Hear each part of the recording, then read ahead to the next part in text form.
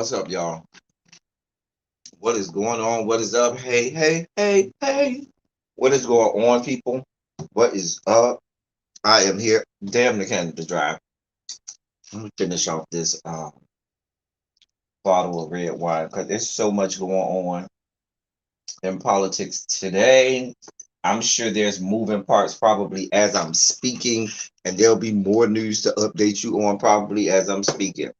But I got so many stories, y'all, to give y'all. So much to talk about. Oh, we're here. Let me say hey to y'all. Hey, Cams. Hey, Dommy. Hey, Monk. Hey, Monk Chip. Hey, Boo. Excuse me. Hey, Volvo. So much to talk about. So little time. But we'll do the best that we can. Get it all to you. Hey, BR Burns. Um, and we'll, you know, make it do what it do. So I only have one good story. The rest are just sugar spikes afoot and just rant and raving moments all over the place. So do y'all want me to do the happy story at the end or at the beginning? Y'all let me know. I said, hey, Dommy. You didn't hear me say, I said, hey, Dommy. Hello, Dommy, my love. Dommy is one of the executive producers around here to these parts. He executive produces a lot of, programming around these parts. So let me, formally give him his greeting. Hello, sir. Please don't cut my paycheck this time. Okay. This week. Can I not have my paycheck cut this week? Lord. Mm. BR Burns says beginning. Anybody else want to know beginning or end? We might need it at the end in order to regulate, us being angry. I'm gonna save it to the end because with all of the stuff that we got to talk about today, yeah. Oh, I'm sorry, featured soloist and resident fluffer. Volvo says Volvo says he's the showrunner if you need him. Okay. Y'all better be getting titles. Okay. All right. So let's talk about some of these things and so I was gonna do a run your mouth as opposed to the politics of it all. But I had so many political stories. I said I just got to do a politics about. I'm gonna have to do a run your mouth later this week because I really wanted to talk about the fact that my and yours, Big Frida, decided that this was the time that she wanted to open her mouth about things and came out, oh, Lil Boosie can't be transphobic. I don't go to you for commentary on this type of stuff, Big Frida. I go to you to make, make that pussy pop, okay? To have somebody twerking, to make somebody get out their seat and dance, and all of that stuff. I don't go to you to give me commentary on all things LGBTQIA plus. I don't go to you for that, Big Freedom. We ain't ask you for all of that. And if you see it for little bust down and you like him, this ain't the time for you to speak up, because he's going to use that as cover for him to continue his level brand of fuckery and his assault on the trans community.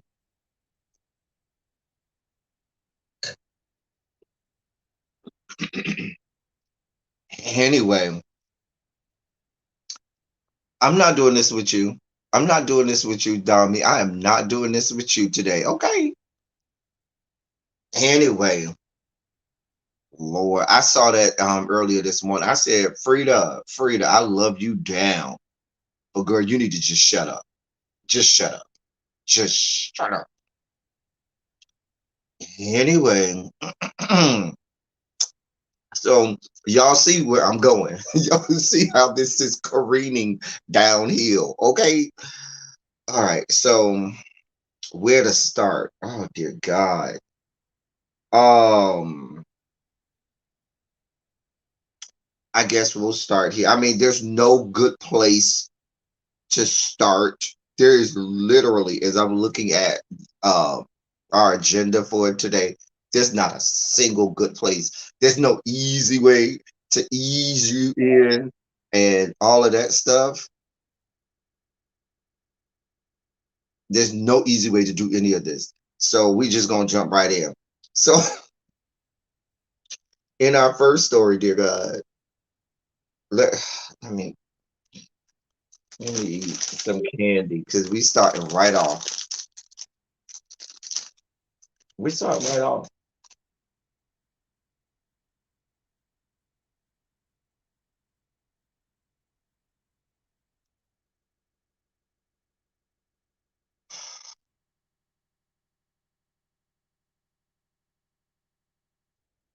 I'm gonna read the headline and then I'll go into the article. But I'm just gonna read the headline and give you a moment to digest. Headline reads: Man who says he was fired for being white male awarded $10 million by jury.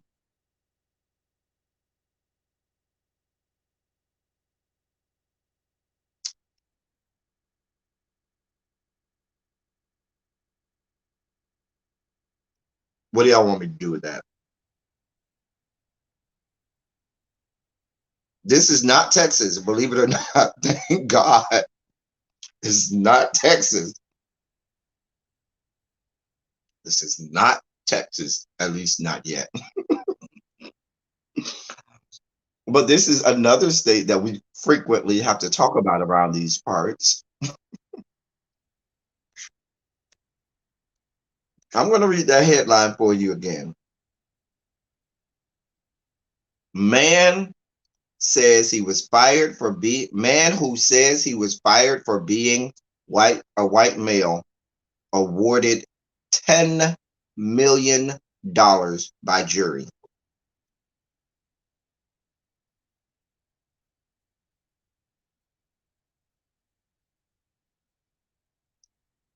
So they gave this white man who said he was fired for being white $10 million. Mind you, we don't even know that he would have made $10 million in his lifetime from that company. But those black people and hey Tabitha, those of us black people that have been killed, lynched, murdered, fired, beaten, broke down, and all kinds of stuff, we can't even get $10.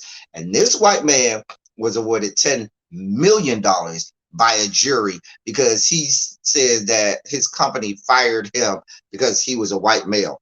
Let me read this so y'all can have y'all own sugar spikes, okay? Where's this at? Oh, where do you expect? North Carolina, because as much as y'all want to talk about Florida and Texas, North Carolina says they will not be outdone when it comes to being racist. North Carolina says, listen, y'all got y'all eyes off the prize. The prize is over here in North Carolina, where we will always flaunt our mantle of white privilege and breastplate of white supremacy. They're here for it in North Carolina. Let me read y'all this article so y'all can have sugar spikes like I did. A North Carolina jury awarded a $10 million verdict Tuesday to a man who alleged in a lawsuit that his former employer had fired him because he is a white man. Okay? The plaintiff, David Duval of Michigan, sued Novant Health Incorporated in 2019 after he was fired from his job as the North Carolina healthcare provider's senior vice president of marketing and communications in 2018, according to court documents. Duval in the suit claimed his termination was unjust and was part of Novant Health's, quote, intentional campaign to promote diversity in its management ranks, end quote. Duval said he was replaced by a black woman and a white woman. He argued the company violated the Civil Rights Act of 1964 and North Carolina's Equal Employment Practices Act.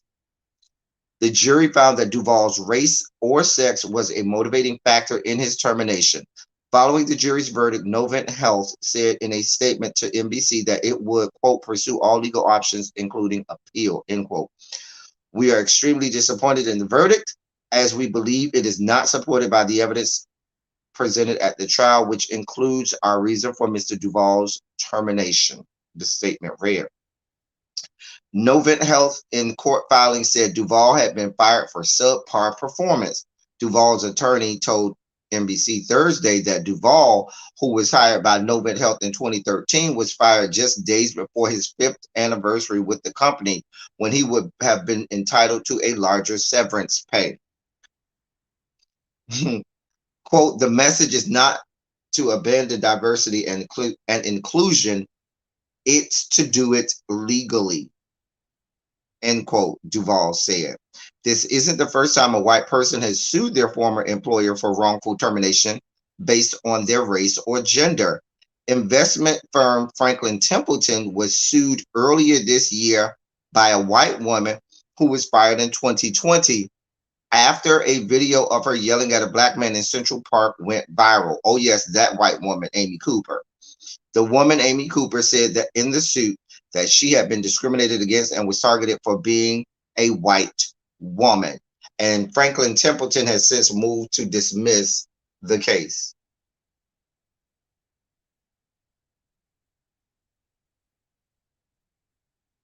So here's what we got. This white man, who was one of the senior vice presidents of this healthcare company, okay?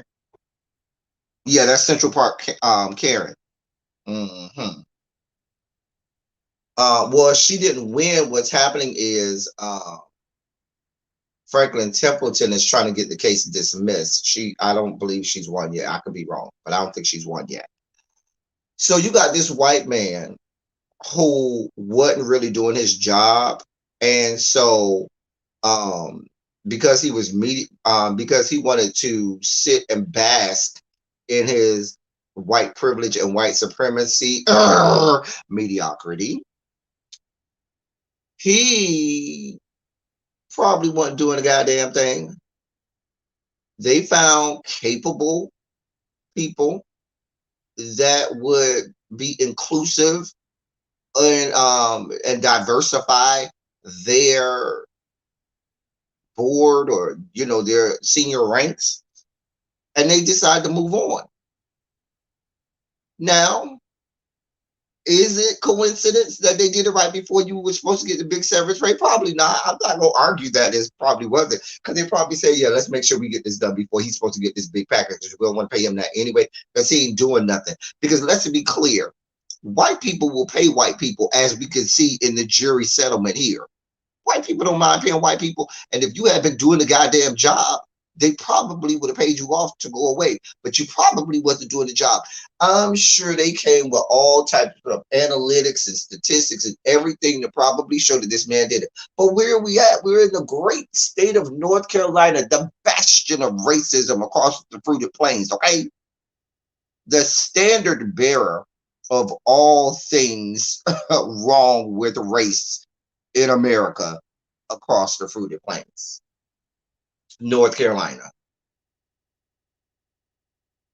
So they got a jury to sympathize, because they coaxed and they coddled and they stroked their white privilege and white supremacy all throughout that trial.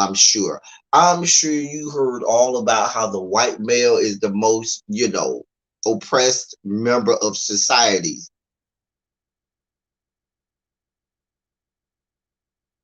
Now, y'all just nilly-willy handing out millions of dollars to people who feel that they were wrong because of their race. Us black people ain't got a goddamn dime. Y'all killing us at every turn in the great state of North Carolina, and we ain't got a goddamn dime. Y'all ain't give us 10 cents, much less $10 million. And y'all done convicted folks for doing stuff to us and still ain't giving us a dime. But y'all just got $10 million to just give out like that.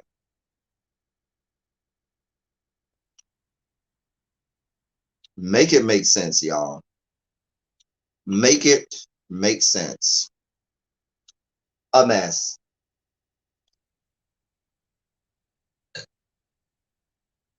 It's 2 o'clock in the afternoon. Y'all already having me have a drink. Goddamn.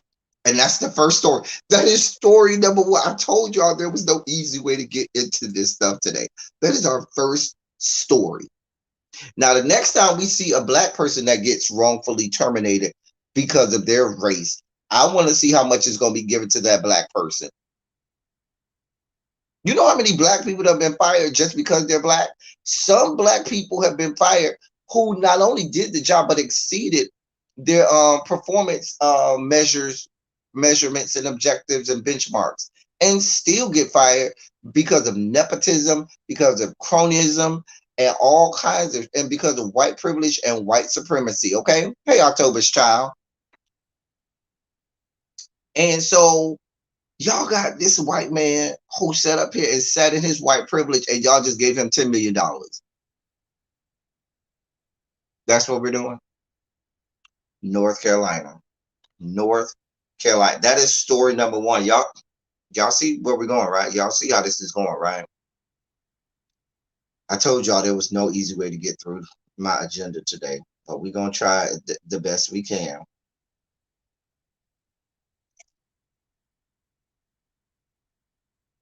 So if we go to North Carolina, let's get our other two favorite states out of the way. We'll get see we go through the trinity of racism, okay?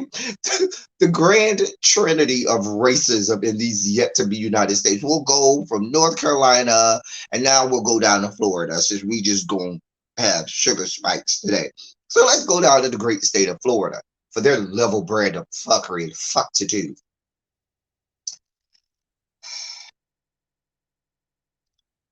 This headline reads, Florida lawmaker cites disturbing hateful voicemails after mask flap with state surgeon general.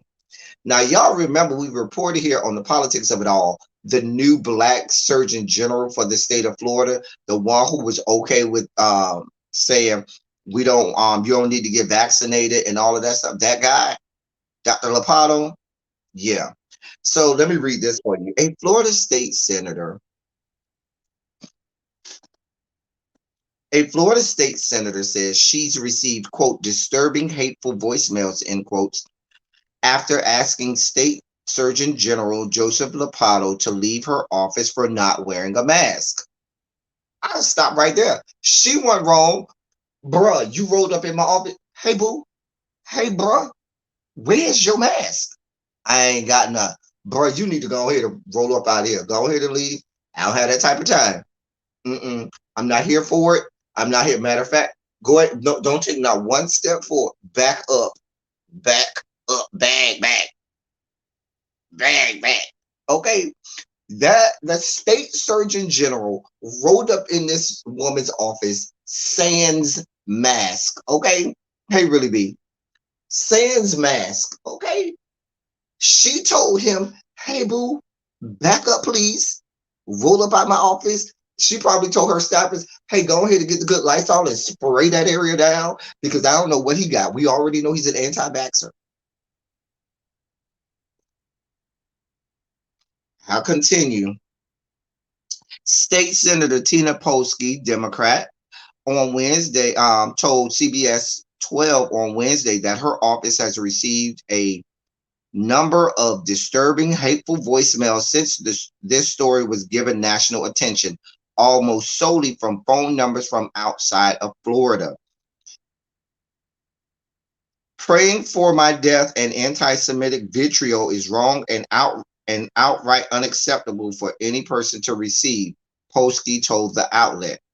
I am very thankful to have such supportive staff who have shielded me from much of it, and to have the support of the state Senate from Senate President Wilton Simpson and the entire Senate body as I navigate my upcoming treatments. Last week, Lombardo went to Polsky's office for a meeting where he and his two aides were offered masks. Polsky said she asked them to wear masks because she had a serious medical condition. She later revealed that she was diagnosed with breast cancer. Lombardo offered to take the meeting outside, but Polsky declined and asked why he couldn't wear a mask. The Surgeon General did not answer. Lombardo issued a statement on Tuesday defending the decision to not wear a mask, saying it was important for him to, quote, communicate clearly and effectively with people. I can't do that when half of my face is covered, end quote. Having a conversation with someone while wearing a mask is not something I find productive, especially, I'm sorry, having a conversation with someone while wearing a mask is not something I find productive, especially when other options exist, Lombardo says. In her statement, Polsky said the Surgeon General's shameful excuse is not only absurd, it is insulting. It is especially insulting in that is immediately following her abruptly canceled meeting, he was bragging to staff that he was, quote, having fun, end quote, arguing the point with me, she continued.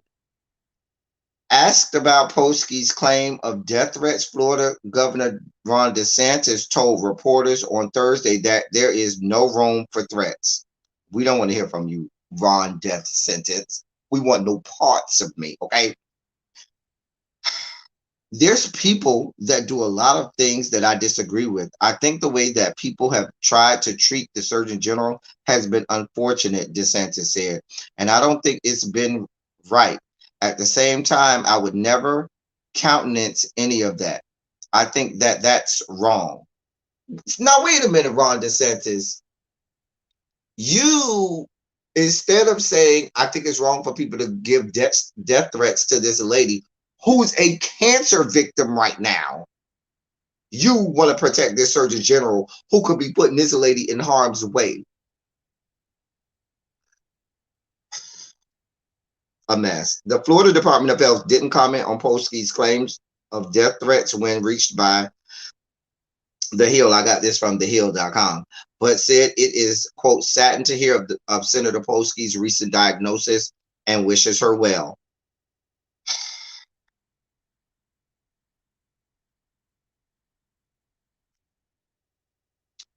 While we weren't aware of any specific Senate protocol, we will certainly ask members ahead of time and make the necessary accommodations, such as meeting through Zoom or outdoors, the Florida Department of Health said. That's the gist of it all, okay?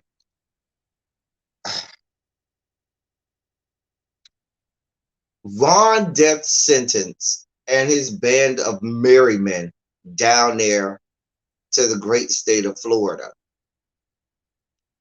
is single-handedly trying to do their own version of population control in the great state of Florida, as you can see. Okay. The woman has been recently diagnosed with breast cancer. Mind you, we're in breast cancer awareness month if you need us. The woman asks the man, can you put on this mask because I have a medical condition? This, hold on, let me take a swig before I go left on this young man.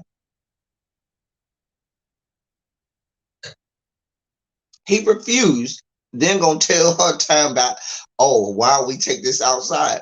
No, boo. Why don't you just put on the mask? And then he gonna come up with this bullshit ass excuse. Oh, well, I need to be able to communicate effectively and clearly with people, and I can't do that with half my face covered. Don't you communicate with people over the phone effective and clearly, and they can't even see your face at all?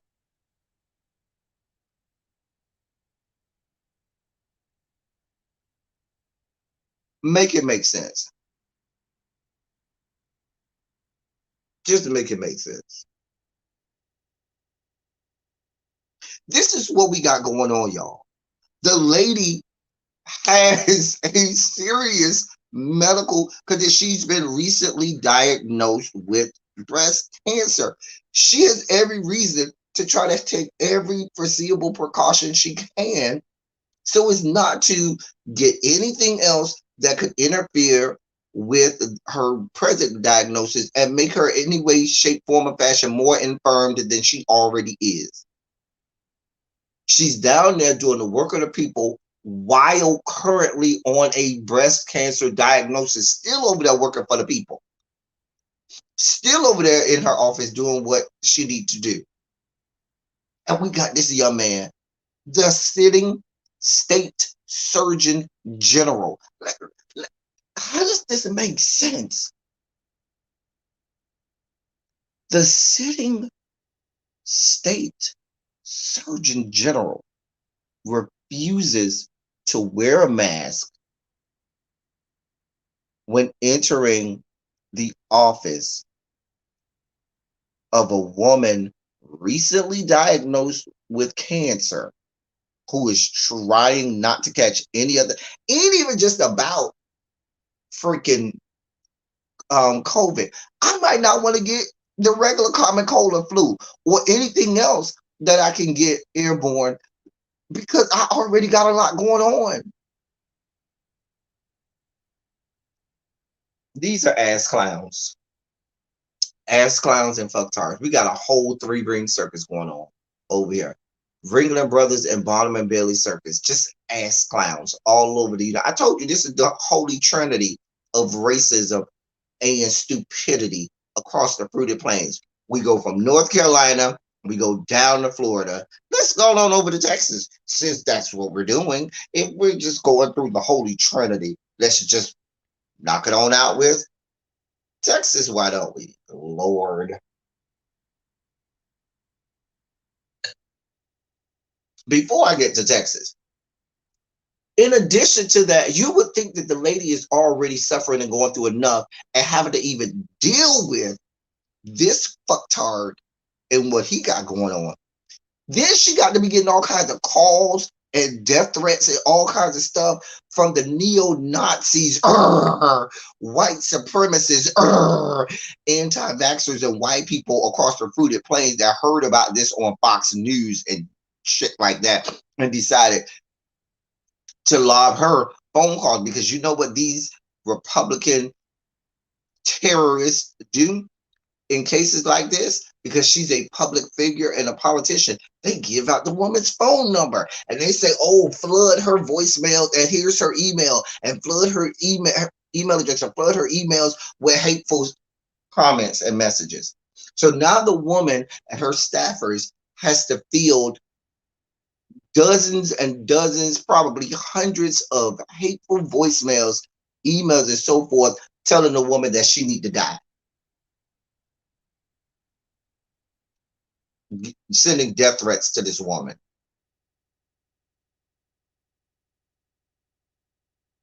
That's what we got going on in these yet to be United States of America. That's what we got going on.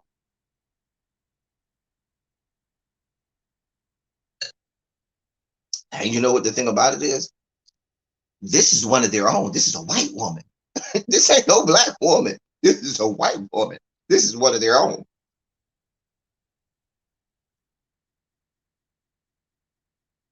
Y'all see what we got going? I told y'all it was nowhere right. I told y'all we had a bunch of fuck shit and fuckery today on the agenda. I don't know what y'all want from me.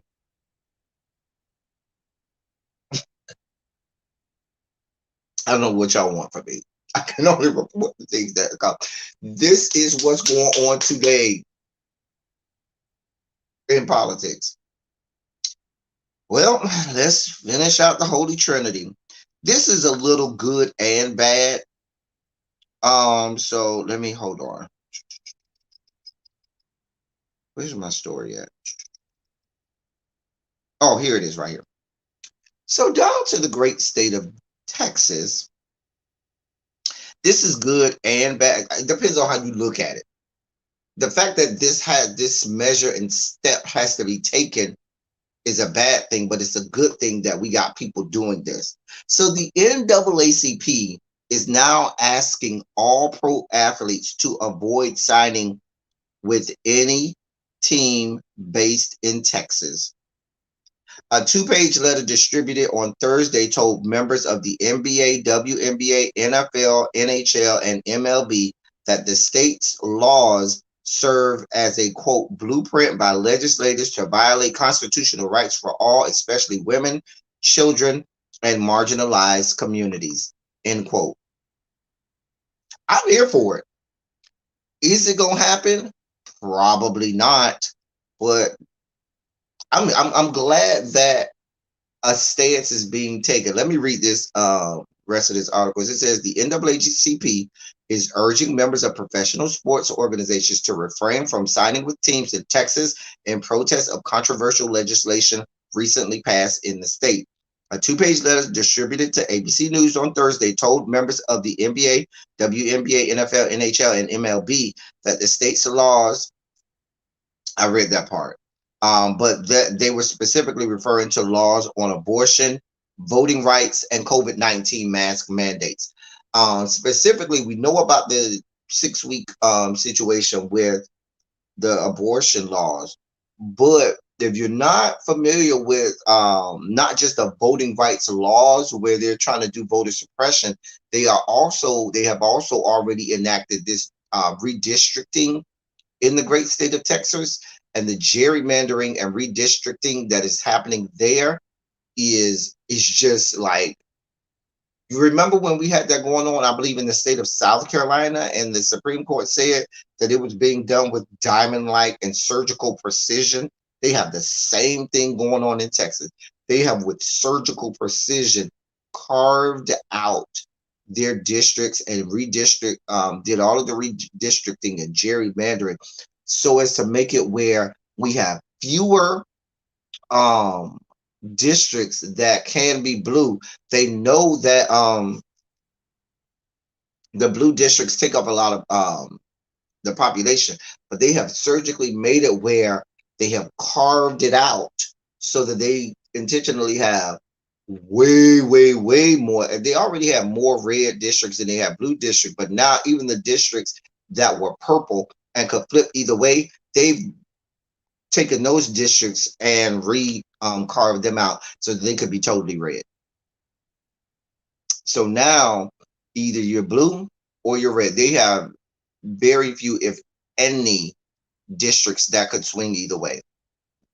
And we're talking about those districts down in the suburbs of the major cities in Texas and all. So we got and that's a few of the districts the NAACP has already saw is looking. They're looking to get some of those black congressmen and black congresswomen out of the United States Congress as well as out of the Texas state legislature as well. So they're doing everything in their power to make it where, yeah, it ain't gonna happen in Texas. That's down there with Governor Hot Wheels in Texas. And so the NAACP said, yeah, enough is enough.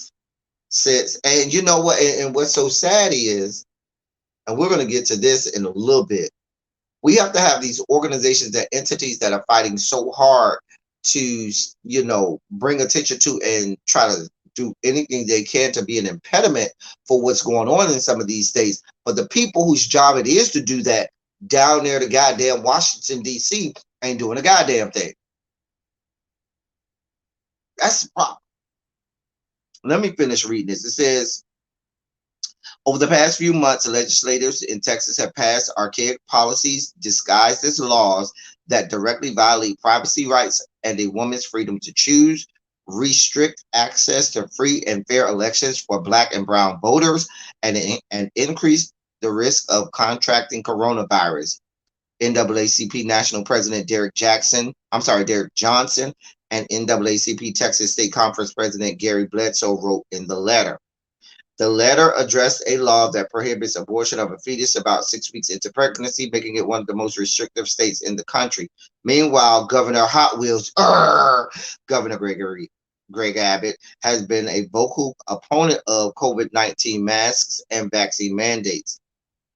Abbott is the only political leader mentioned in the letter. The organization further suggests that the new political maps and the redistricting will exclude minority voters from the political process, saying that the new voting legislation and political maps put these communities at risk of not being able to participate in their democracy. Here's the really, and you're gonna hear this quote all over the place by pundits from the other side. This line, I'm sure you're gonna, because this is a line from the letter. The letter says, if you are a woman, avoid Texas. If you are Black, avoid Texas. If you want to lower your chances of dying from coronavirus, avoid Texas. I'm here for it. I'm here for all of it. Now, do I think any of these athletes will comply?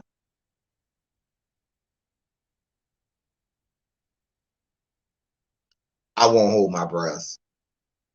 Mind you, you have some of the most historically racist owners down there in Texas. We're not going to even go there with the Jerry Joneses of the world and some of these other clowns that we got down there in the great state of Texas. Clowns, ass clowns.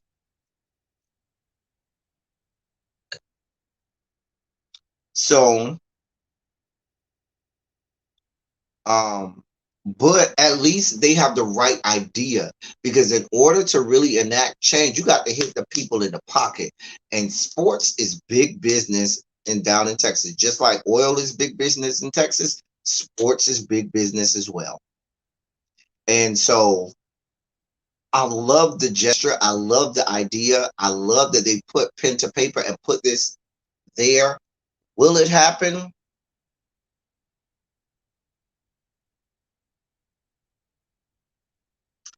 I won't hold my breath. You see how many Black athletes came out to try to support and still are coming out to try to support John Gruden after his level brand of fuckery. That's just going to tell you, oh, he can't be racist. Oh, no, I had a great experience with him.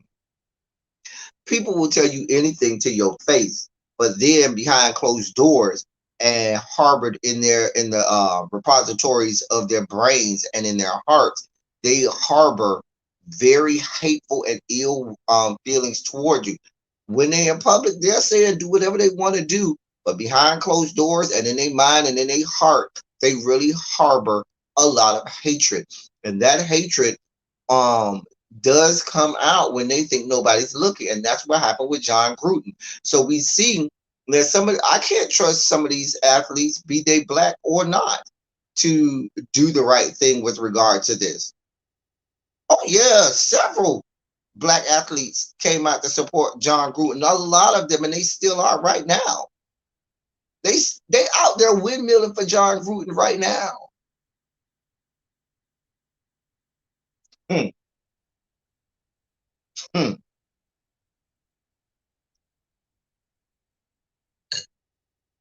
A mess, a goddamn mess.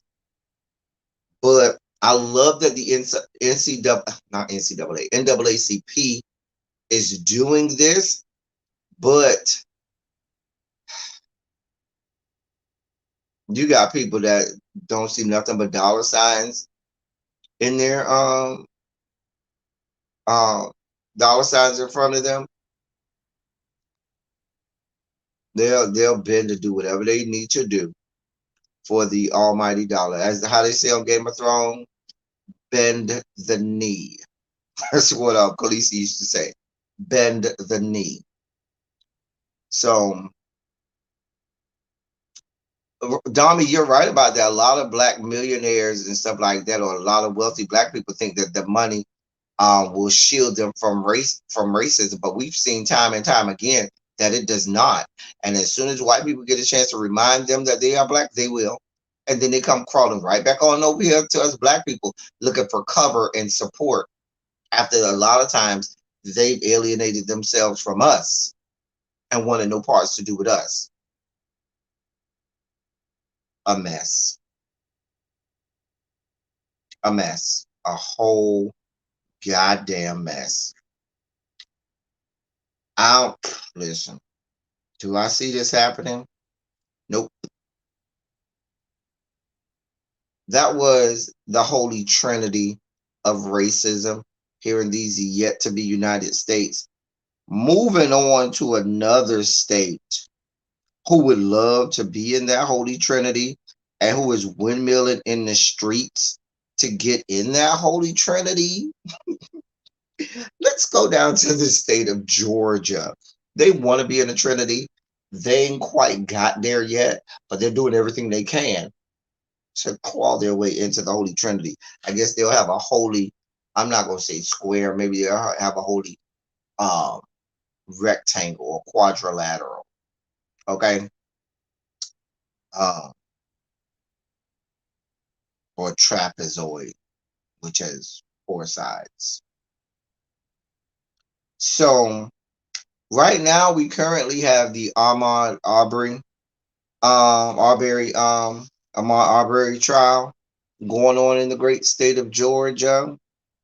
So apparently the men that are on trial for this murder are going to use civil war area laws to try to beat the conviction. This is what we got going on. The three white men on trial for killing Ahmaud Arbery in February 2020 plan on using a repealed citizens arrest statute in Georgia as their legal defense. Father and son Gregory McMichael and Travis McMichael, along with William Bryan, got in their vehicles and chased Arbery as he jogged down the street in Brunswick, Georgia. The McMichaels who were both armed, claimed that they tried to detain the unarmed black man because they thought he was a burglar and that Arbery was gunned down in self-defense. Arbery's family believes the men targeted Arbery because he was jogging while black in a predominantly white suburban neighborhood. Reuters reports that the 1863 law, which allowed citizens to arrest someone if they suspected the person committed a felony, was repealed in May by Georgia Governor Brian Kemp after public outcry over Arbery's death. So let's be clear. The laws were still on the books And they go all the way back to the civil rights area. And they were just recently repealed in May. A mess. When the fatal encounter occurred on February 23rd, 2020, it was legal in Georgia for people to arrest someone where they had, quote, reasonable and probable grounds of suspicion, end quote, that the person had just committed a felony. Outcry over the killing led to lawmakers revoking the statute in May. Oh, yes. May of 2021 is when they revoked this law that's been on the book since the time of slavery.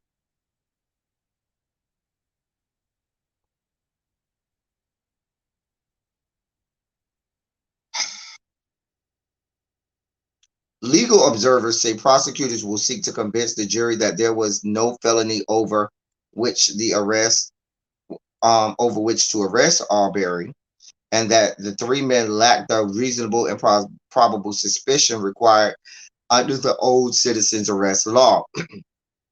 The trial is in the second week of jury selection.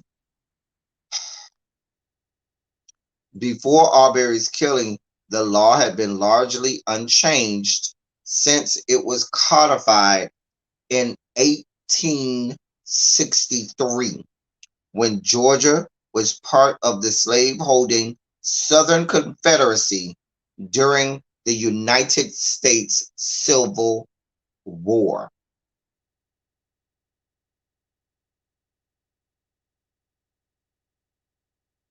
This is what we got going on, y'all.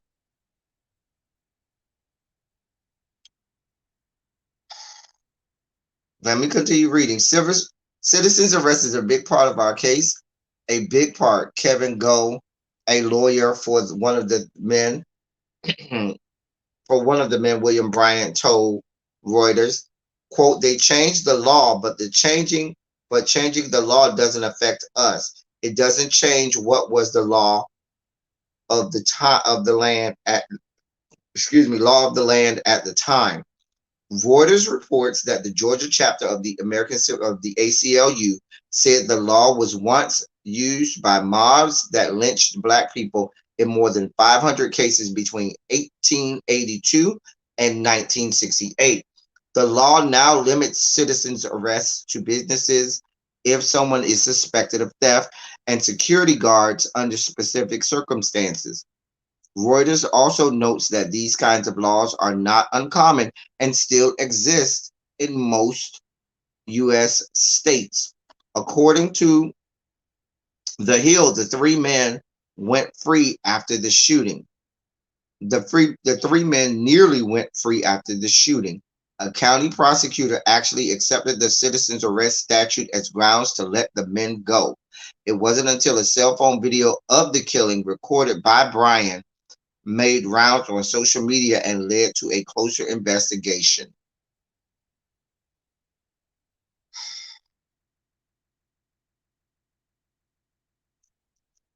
I don't need to read no more.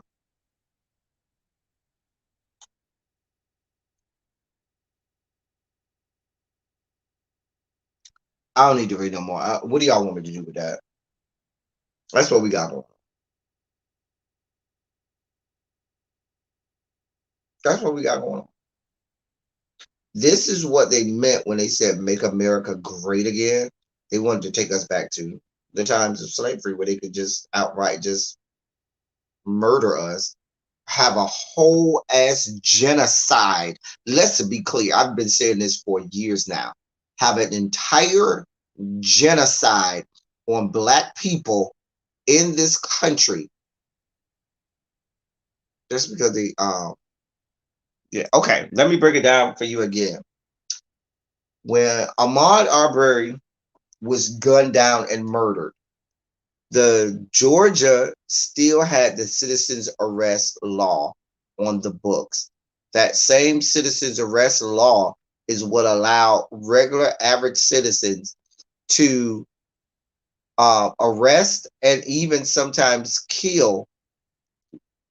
And I'm going to say kill because they always would kill the person, but they would say, oh, they were resisting while we were trying to arrest them and I felt threatened.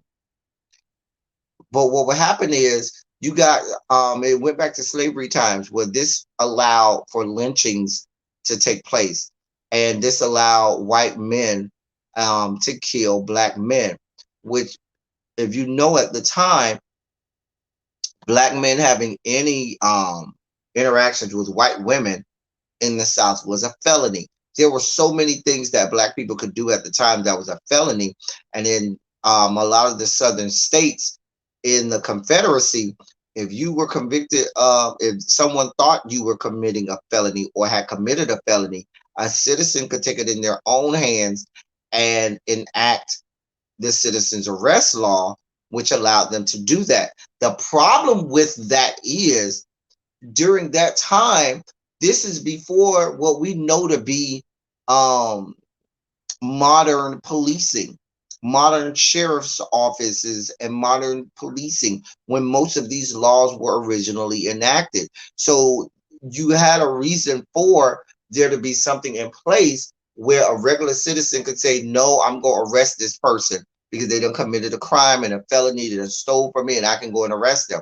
But as we began to have sheriff's offices, which then morphed into police precincts and stuff like that, there was no more need for citizens arrest because we had people in place that could do that, whose job it was to make such arrests. And we developed the criminal justice system, and therefore these things could be done the right way, and citizens did not have to have vigilante justice and take things into their own hands. Let's be clear, this was cover for white men to murder slaves and black people all over the South and have no consequences for it. You see, there was going to be no consequences for the three men that murdered Arbery, because the prosecutor in that area said, "Oh, y'all were making a citizen's arrest because y'all thought he committed a crime.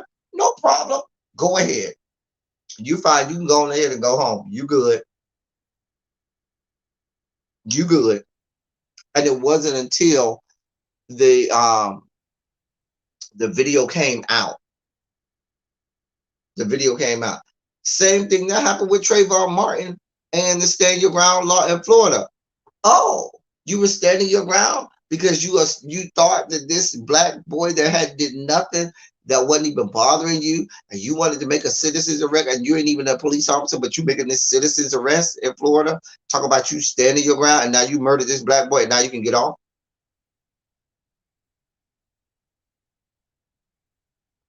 This is what we got going on. This is what we got going on. The law that's been in the books since the 1800s, since the time of the Civil freaking War. That's what we got going on. I told y'all it was no easy way to get into all of the politics of it all today. It was no easy. We're here. We're here. What do y'all want from me?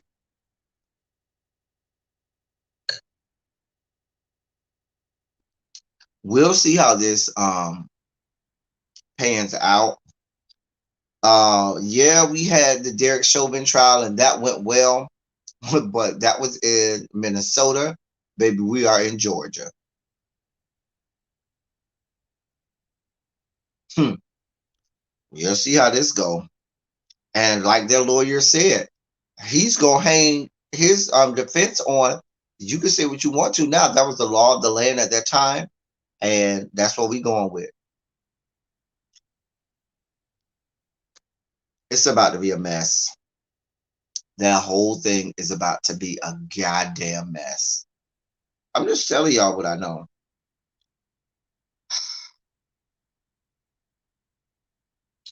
Since we talked about Minnesota, let's go on up to Minnesota then. Tabitha, you know I sent you this earlier this week. So I think that was yesterday I sent this to you. So in the trial of Kyle Rittenhouse, the white boy who crossed state lines with an assault rifle to go and gun down members, citizens, and people that were protesting in the Black Lives Matter movement. That white boy, he's on trial, and the judge says that You are not allowed to refer to the people who he murdered as victims. Let me say that again. The people who Kyle Rittenhouse murdered with an assault rifle, mind you, wasn't he 17 at the time? The people who he murdered are not allowed to be called victims during the case. Make that make sense? Oh no, because his rationale is, oh, well, that term victim is a loaded term and it comes with a lot of there's a lot behind it and it could skew how people feel. However, you're allowing the defense to call these same people rioters, arsonists, and looters. An arsonist and a looter is a criminal. So you're allowed to paint the picture that these people who died are criminals, but they're not allowed to be victims when they were unarmed, not bothering nobody, observing their right as citizens in these yet to be United States of America to protest. But they can't be called victims, but you can call them criminals. You can call them arsonists and looters and rioters because those words aren't loaded.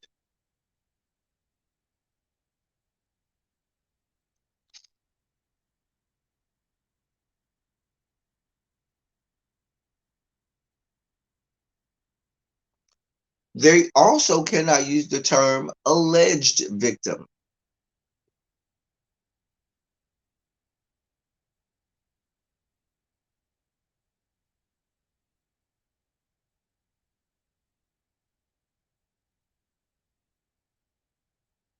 What do y'all want me to do with that? What do y'all want me to do with that? I mean, what do y'all want me to do with that?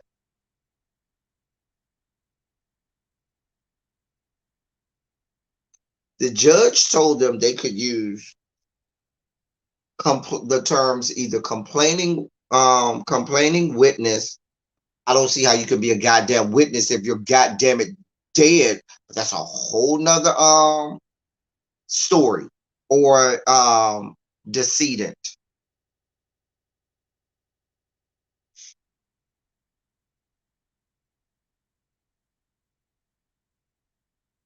Now, it's being said that this judge has a history of saying that you can't use the word victim. But the problem is, if you're going to remove loaded words, don't then allow the defense to use terms like rioters and arsonists and looters when these people have not committed arson and haven't been convicted of looting and haven't been convicted of being in a riot.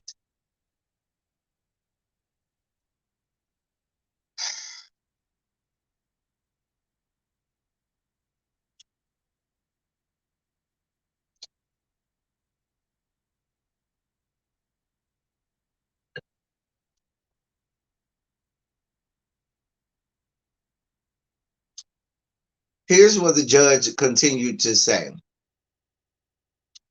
quote, let the evidence show what the evidence shows. And if the evidence shows that any or more than one of these people were engaged in arson, rioting, or looting, then I'm not going to tell the defense they can't call them that. End quote.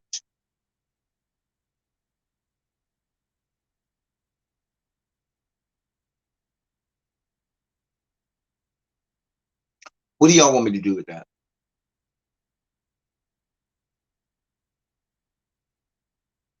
What do y'all want me to do with that?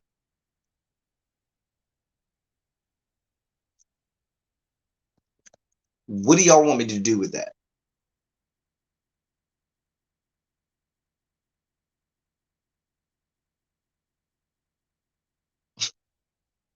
So somebody, I don't even need to go down this road and tell y'all how wrong this is and everything that's wrong about what we got going on here. I don't even need to go down that road. Y'all see what's happening. Y'all see it?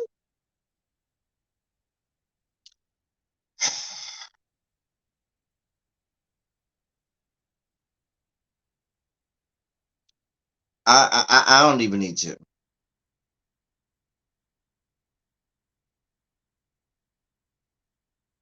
I don't even need to go down this road. But you see the picture that they're trying to paint here. What I want to show y'all is the Holy Trinity is not the only racist places. There's racism and sugar diabetes oozing through all of the fruited plains from sea to shining sea.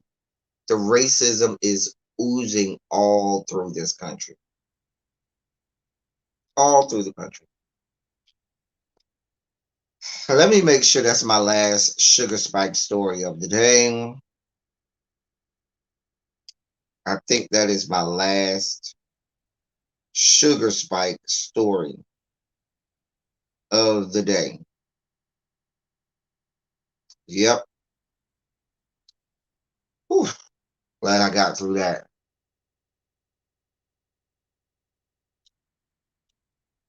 Oh yeah, he's getting the kitty gloves, Cams. Absolutely, he's getting the kitty gloves. Absolutely. Absolutely. All right. Have me some more sugar.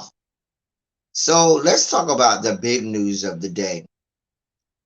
This bill bet this, this the framework for this infrastructure bill, the Build Back Better plan. And let's talk about what's in and what's out. Your president, now I've been relegated to call him your president, because now I take issue with him on most things now. Your president, Joseph R. Biden, went on television today, did a press conference touting this infrastructure bill and how great it is and trying to sell it to us when it's a bunch of garbage. Let me tell y'all what they kept and let me tell y'all what they did not keep. So,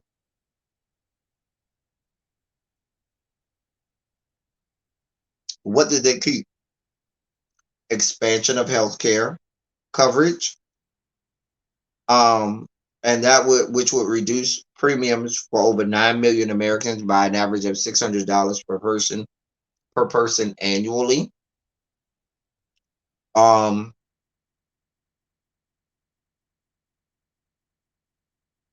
it also would expand coverage to the poor by offering 4 years of subsidized private health insurance on the Affordable Care Act exchanges, excuse me, for people with lower incomes living in states that did not offer Medicaid under the healthcare law.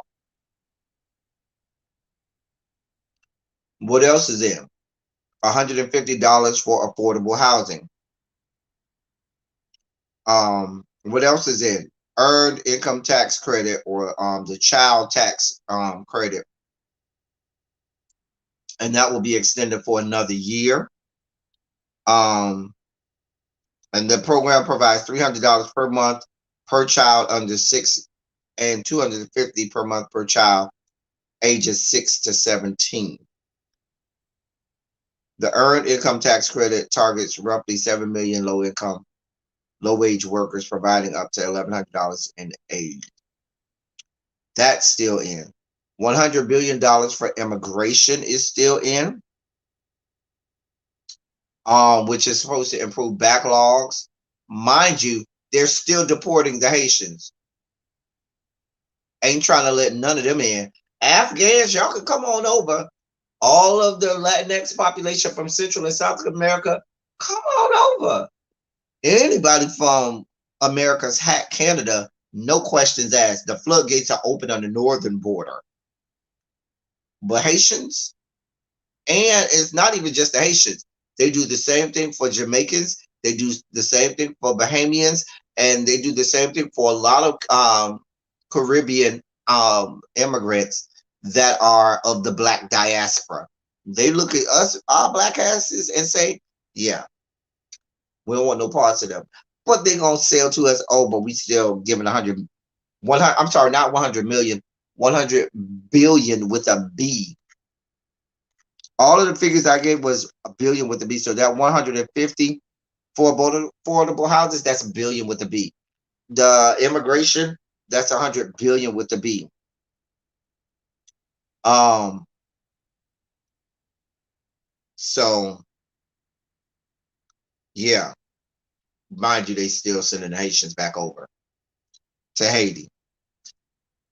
They did include funding. They ain't give no dollar amount for this though. They included the funding for the HBCUs and for Pell Grants. They're going to increase the Pell Grants. Um, and they're going to, increase money for HBCUs, but ain't giving now amount because I told you they don't want no parts of giving that 45 billion that they promised. But we already talked about that last week. Clean energy tax credits. They're going to give $320 billion for clean energy tax credits to apply to transmission, storage, manufacturing, residential homes, passenger vehicles, and commercial homes. And that's to go to companies. Oh yes, corporations and companies that that comply and address issues, the impacts of extreme weather events, and that comply with next generation standards for clean energy. They kept in their taxes on corporations and IRS enforcement of that, and they kept in their universal preschool for 3 and 4 year olds, or pre-K. I'm sorry, universal pre-K for 3 and 4 year old. Okay, $400 billion for that. However, here's what's out. That's what made it. Here's what didn't make it. Drug pricing, meaning um the framework that would allow Medicare to negotiate lower prescription drug prices, um, and things like that. That they don't want no parts of fighting with big pharma. Why? Because big pharma is in the pockets of people like Joe Manchin and Kirsten Sinema, who wants no parts of this bill if it's going to include anything that comes after big pharma. A mess. Um, Remember, Kirsten Sinema is being paid millions of dollars by pharmaceutical companies. And so she allegedly has this deal or plan for pharmaceutical companies that she wants to present to the president, but ain't nobody seen it yet. A fucking mess. What else didn't make it? Dental and vision plans for Medicare. The progressives were very big on that, the part with lowering the drug prices, as well as getting medical and dental for Medicare. As you know, a lot of kids and that are or people that are on Medicaid and Medicare, they need vision plans and dental plans because they need to be able to see. They need to be able to eat and have good teeth. No parts of it. No parts of it. Um, Biden acknowledged last week that using the spending bill to expand Medicare to cover hearing, vision, and dental was a quote reach, given pushback from Senator Manchin and Senator Kirsten Sinema. So Joe Manchin and Kirsten Sinema went to them and say, "Yeah, we want no parts of that." Why wouldn't you want your constituents to be able to have hearing vision and dental.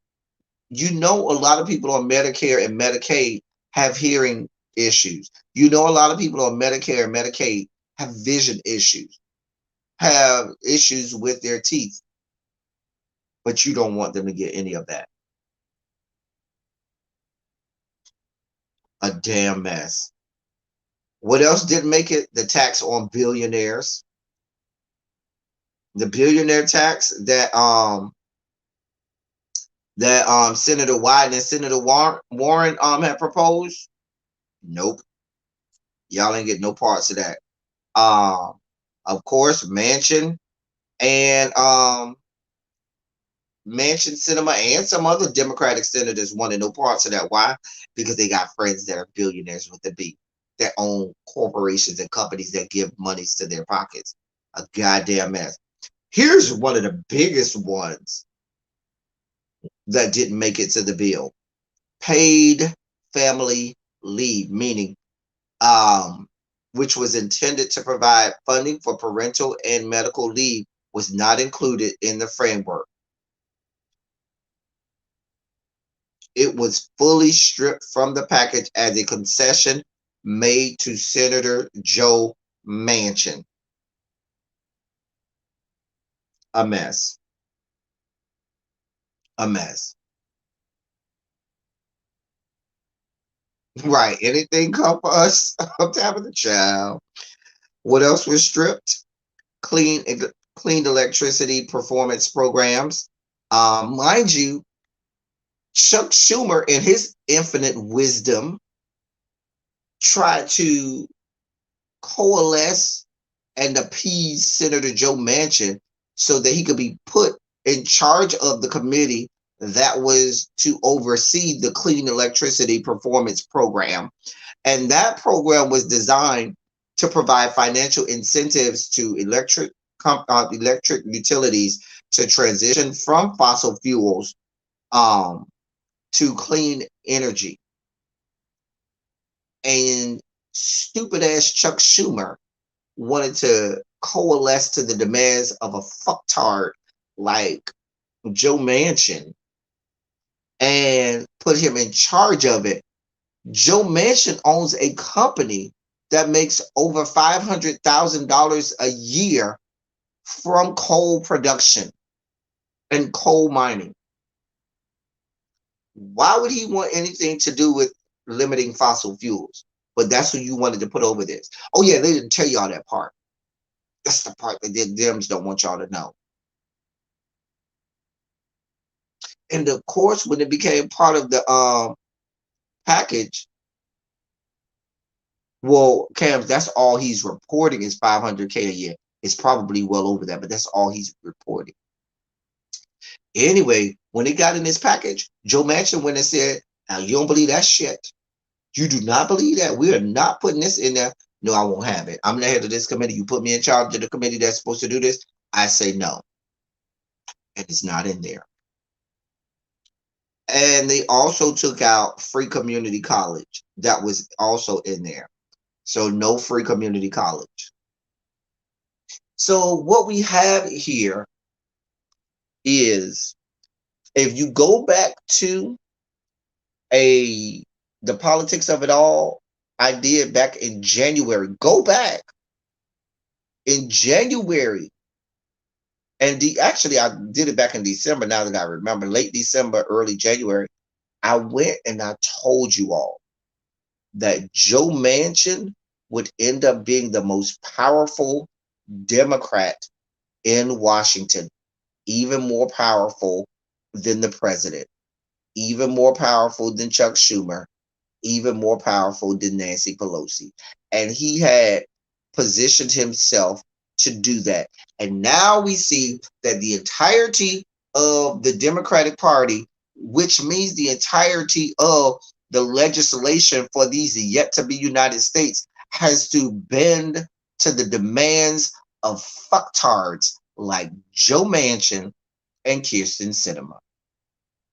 Kyrsten Sinema, the same ass clown who, when it was her turn to preside in the presiding chair on the floor of the fucking United States Senate came out there in a fucking denim jean vest looking like a fucking clown. Normally, I'm not the guy who says judge somebody by what they wear. But the reason that I have a problem with it is my representative for my district in Florida, Representative Frederica Wilson, wears a cowboy hat with all of her dresses very professional. She's an AKA, but she dresses very professional. She always has a matching cowboy cowboy hat that goes with it. That's been a staple of hers. She wears it in honor of her mother and members of her family, and the fight that they did to get her to where she was. And there's a whole backstory that I don't have to give you. I'm sure Tabitha Mike can give you that, because I know Tabitha know who Frederica Wilson is. You know what happened to Frederica Wilson the day she got to Washington? You know what they told that black woman? Don't you dare think you're gonna come on this on the floor to the House of Representatives with that hat on, boo. Let it go. You would not wear that hat on the floor of the United States House of Representatives. But you letting an ass clown like fucking Kirsten Sinema parade in the goddamn presiding chair of the president of the Senate of these yet to be United States of America, and God knows what. That white woman can look like hell on earth. And y'all don't bat an eye, y'all don't blink. As a matter of fact, you bend to her demands. But the black woman, oh no, you better do like we tell you, or you're gonna be put out.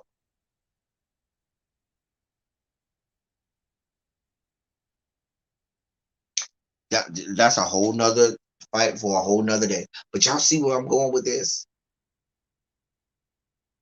The Democratic Party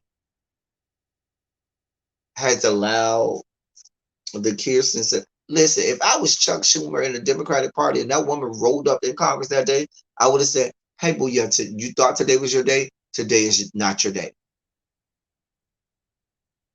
Today is no, you're not gonna come in here and look like that and think you finna let us roll in this chair. No, we're not. We're not in this chair as the preside over this United States Senate. We're not doing that. We're not doing that. Hey, Travel Love. Yeah, you know I did Travel Love going all the way back. We spoke about that. So now you have gutted this. Oh, but we're not done with that. So they went through gutting it. And right after they went through gutting it, Nancy Pelosi came right out and said, oh, we're going to bring this to the floor of the House to go to the Senate.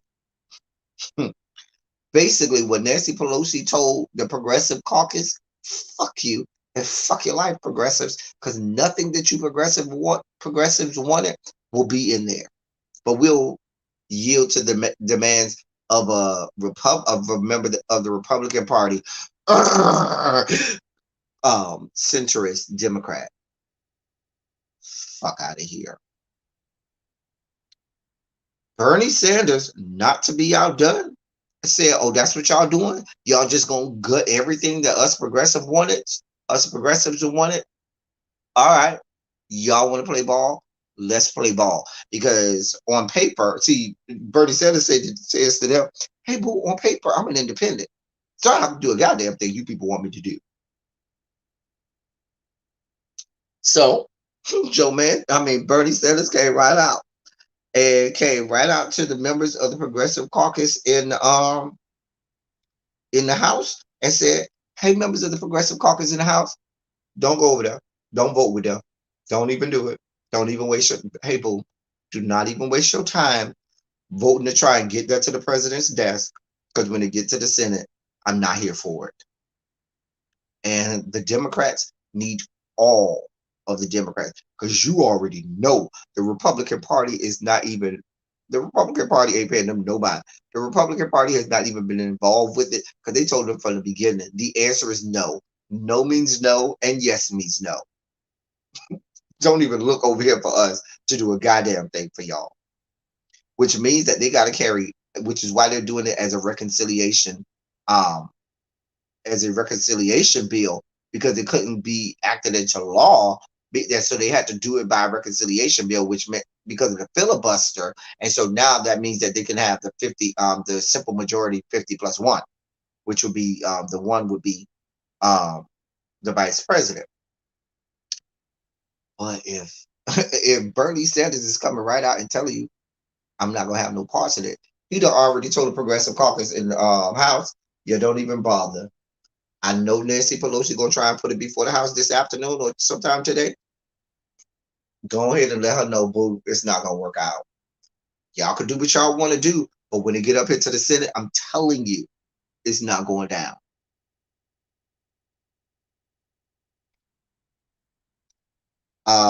So that's what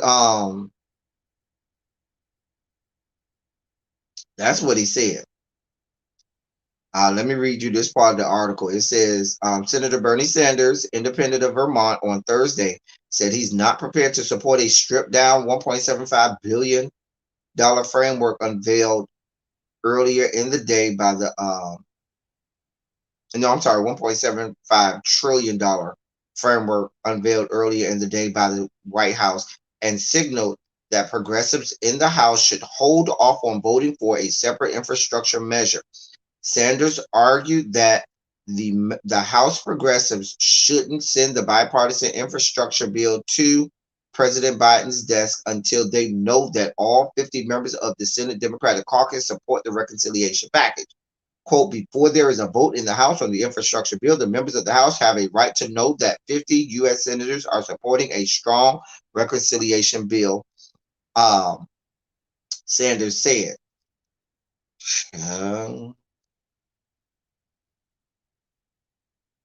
Child. A mess. I ain't mad at Bernie either. And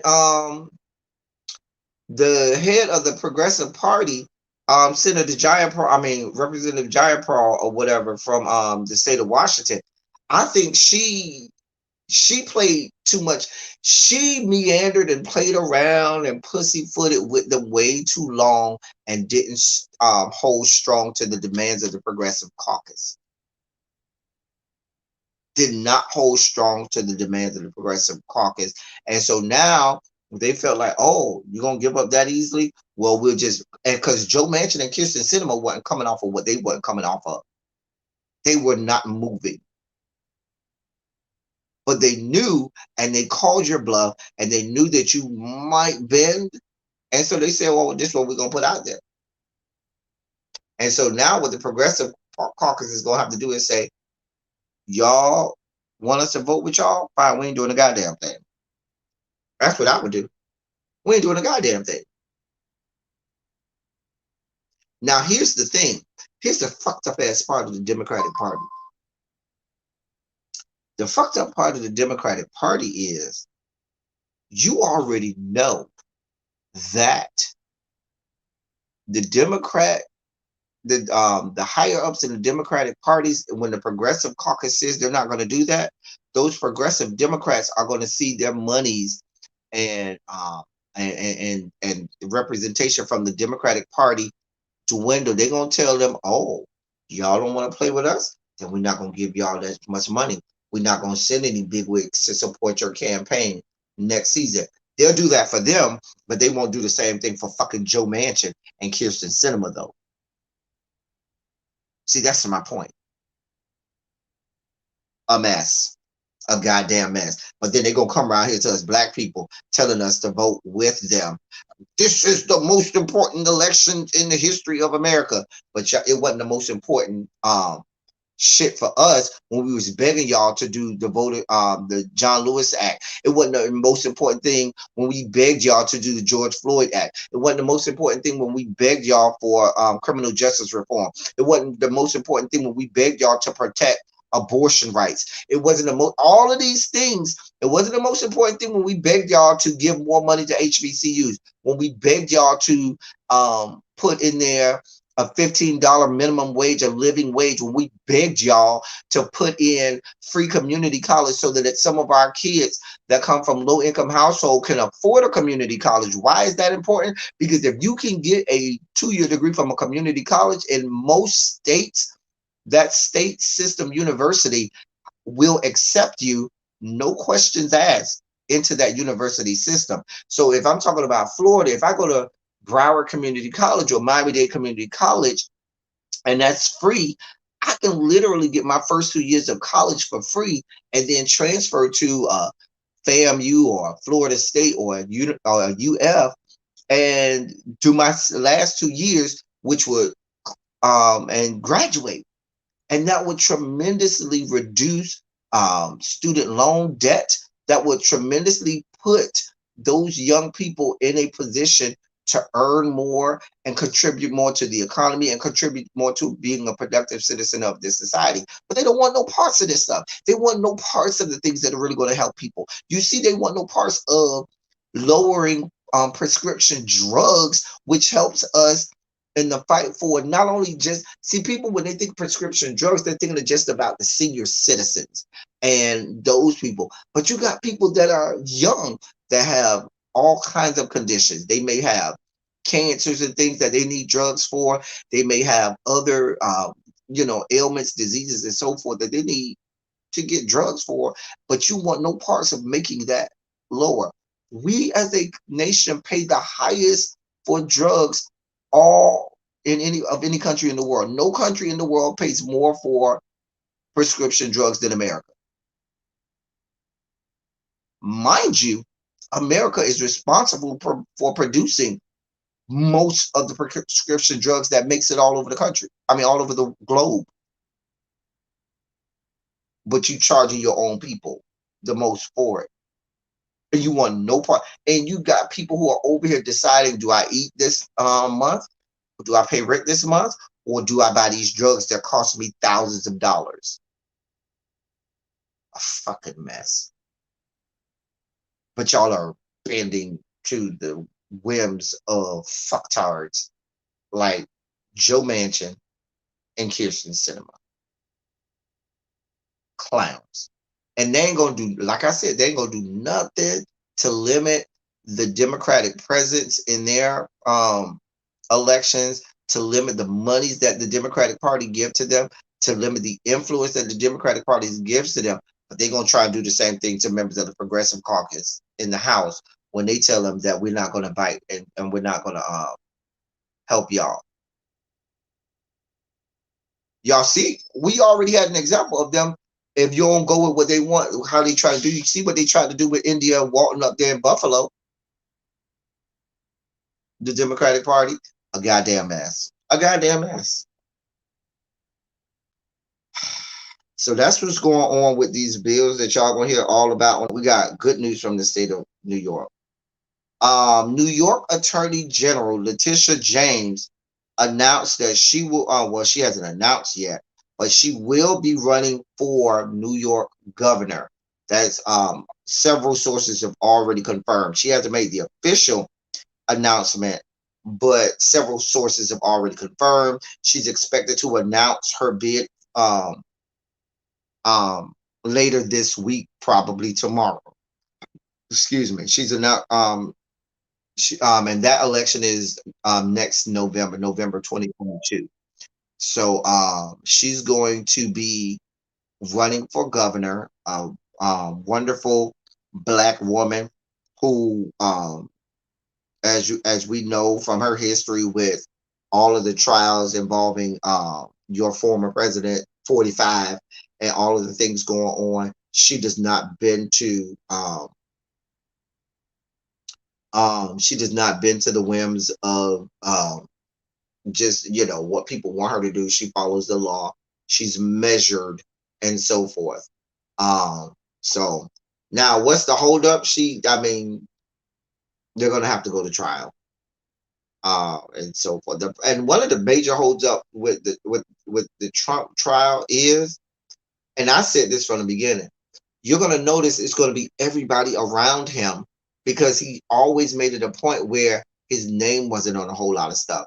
He wasn't sending emails. He wasn't sending text messages. He didn't have his name or any of his information directly involved. It was always the people around him. So if you notice, all of the band of merry men around him, they all getting carted down there, not him, because they have to build up the case around him to connect him because there's no direct smoking gun or evidence that says, yeah, there he is. It's always the people around him that does all the dirty work while he keeps his hands clean. So they got to have all of the pieces fall around him first, and then try to build a case, which is going to be a lot of circumstantial evidence and stuff like that. So, or get one of those people to take a plea and then come out and say, no, he and I did speak, and this is exactly what he told me. And from what I understand, they do have people that are doing that. So, um, yeah, I'm excited for her. I hope that I'm optimistic that she'll run a good race. I'd love for her to see her win that seat, but we'll see who else gets their name in the ring for that. Yeah. So that was our good news of the day. Letitia James, or as they call her, Tish, she is going to be running for New York, for the governor of New York. I'm here for it. Here for it. Beautiful black woman. And I'm here for all of it. We know we already talked, I think, a couple weeks ago about the new district attorney for Lower Manhattan. That's also a black man in New York. So we got some black things. Not well, we got some black things and good things going on in the great state of New York. And let me see. I think that was our whole docket. That's our whole agenda today. All right. We did good today. Any questions, comments, concerns, rude remarks? Now is the time. Now is the time to make them. Y'all see, we got a lot going on. We have to continue to get the word out there, get the news out there, continue to highlight things that are going on that we need to be aware of. We have some great people in the chat right now that are watching live and commenting. We got Tabitha. We have other YouTubers that I saw. I started calling names and I'm gonna forget some people. But if you're not subscribed to them, go ahead and subscribe. Give Tabitha a good old subscription and notification bell and all of that stuff, because she keeps you informed on all of these things via YouTube and TikTok and Instagram and all of that stuff. Hey, Jason, what's going on, sir? And so forth. So, yeah. Tabitha, were you aware of how they made Frederica Wilson take her hat off in order to be on the floor of the United States House of Representatives? Were you aware of that whole situation? It was a whole situation. Said she couldn't wear her hat, but they let Kirsten Sinema and her fuckery.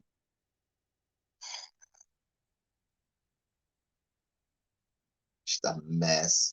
Just a goddamn mess.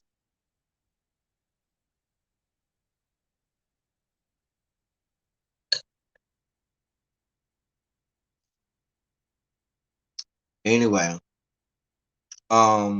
thank you so much, Travel Love. Y'all know I try to always bring y'all the good stuff, try to edify you all, and make sure that you're aware of what's going on, and make sure that we're not blind to what's going on. We are going to cast a light on all of the things that's happening on the side that we don't like, as well as on the side that we see it for. So, yeah.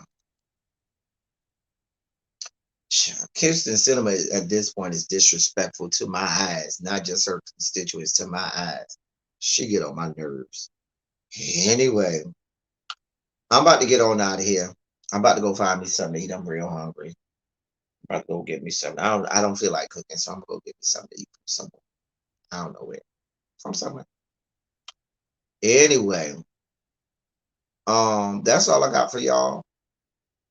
As I always say, I love y'all. I love on y'all. Thank you all for being vocal, present, and active. Thank you for doing what you do. Thank you for any and all contributions that you make to the channel. They are much obliged. They're much appreciated. Um, I am as if you all have anything that you got barbecue, Danny. I don't feel like barbecue, but we'll see what I get. I don't know. I might get barbecue. Who knows? If you have anything that you want me to speak on or look into and bring to you, don't feel free to send it to me via email or direct message on one of my social medias, and we'll get to it on the channel. I love bringing politics to you all. Y'all know, y'all see how passionate I get for it. So I love being here, and I love bringing you all what I got. That's all I got for y'all. Until next time, as I always say, thank y'all for coming. Y'all drive safely. I'm out.